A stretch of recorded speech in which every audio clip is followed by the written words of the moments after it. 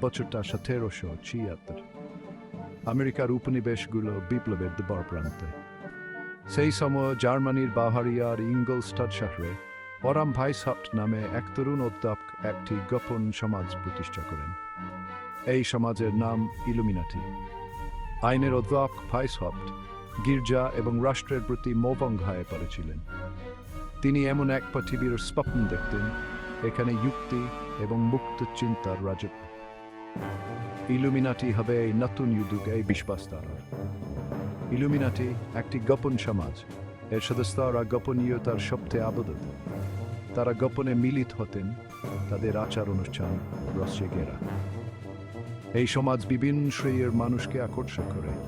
তাদের মধ্যে ছিলেন বুদ্ধিজীবী, শিল্পী, এমনকি কিছু অভিজাত ব্যক্তি। ইলুমিনাটির লক্ষ্য ছিল খুবই উচ্চ। তারা জ্ঞানের আলো, সহনশীলতা এবং ব্যক্তি স্বাধীনতা প্রতিষ্ঠা করতে চেয়েছিলেন। তবে তাদের পদ্ধতিগুলি প্রায়শই গোপন এবং বিতর্কিত ছিল।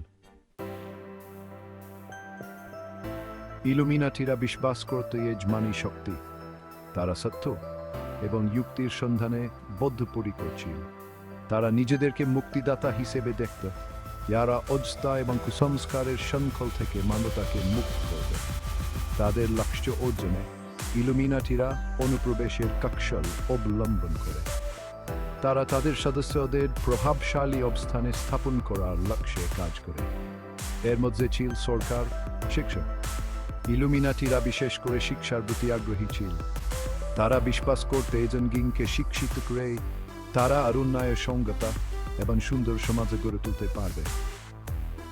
তারা সংবাদপত্রের ক্ষমতার উপর বিশ্বাস করত। তারা পুস্তিকা এবং অন্যান্য প্রকাশনার মাধ্যমে তাদের মতাদর্শ ছড়িয়ে দেয়। ইলুমিনাটিদের কোন কান কর্তৃপক্ষের আঞ্জরানি। খুব শীঘ্রই তারা কর্তৃপক্ষের আঞ্জরে পারে।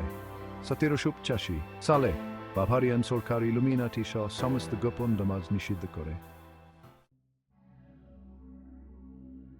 নিষিদ্ধ হওয়া সত্ত্বেও ইলুমিনাটি গোপনে তাদের কার্যকলাপ চালিয়ে তাদের কার্যকলাপের গুজব ইউরোপ জুড়ে ছড়িয়ে পড়ে। তাদের বিরুদ্ধে বিপ্লব ঘটানো এবং প্রতিষ্ঠিত শৃঙ্খলাকে দুর্বল করার অভিযোগকে কেউ কেউ এমনকি ফাঁস করে তারা শয়তানের সাথে হাত মিলিয়েছে। 1790 সালে ফরাসি বিপ্লবে এই ষড়যন্ত্র তত্ত্বগুলোকে আরও উস্কে দেয়। অনেকে বিশ্বাস করে বিপ্লবের পিছনে ইলুমিনাটি হাত রয়েছে। তারা বিপ্লবের রূপায়ণ সাফা এবং ব্রহ্মত্বের দৃশ্যের দিকে ইঙ্গিত করে।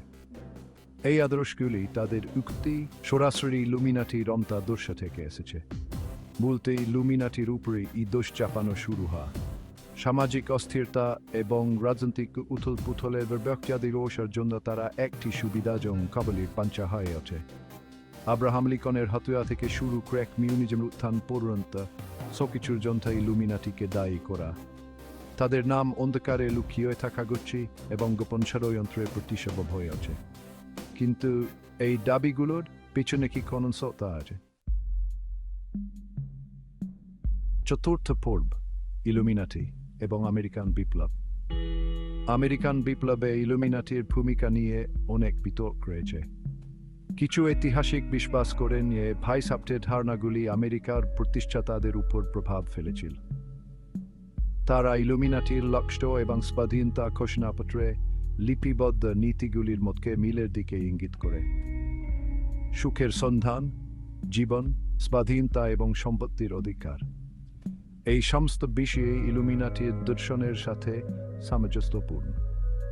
যাই হোক, আমেরিকার প্রতিষ্ঠাতারা এই ইলুমিনাটির সদস্য ছিলেন তার কোন প্রমাণ নেই। একটি সংজ্ঞাকরণ হিসেবে ইলুমিনাটি 11 শতকের শেষের দিকে বিলুপ্ত হয়ে যায়। অন্যদিকে আমেরিকান বিপ্লব ছিল ঔপনিবেশিক ইতিহাস এবং রাজনৈতিক চিন্তাভাবনায় গভীরভাবে প্রথিত একটি জটিল ঘটনা। শুধুমাত্র একটি গোপন সমাজের প্রভাবে এটিকে চিহ্নিত করা সম্পূর্ণ ভুল ধারণা। পঞ্চম পর্ব, সত্য ও কল্পনার পার্থক্য। ইলুমিনাটির স্থায়ী উত্তরাধিকার রহস্য এবং কৌতূহলের ক্ষমতারই প্রমাণ। একটি গোপন সমাজে বিপ্লব ঘটনার সূত্র ধরে রেখেছে, এই ধারণাটি একটি আকর্ষণীয় কাহিনী।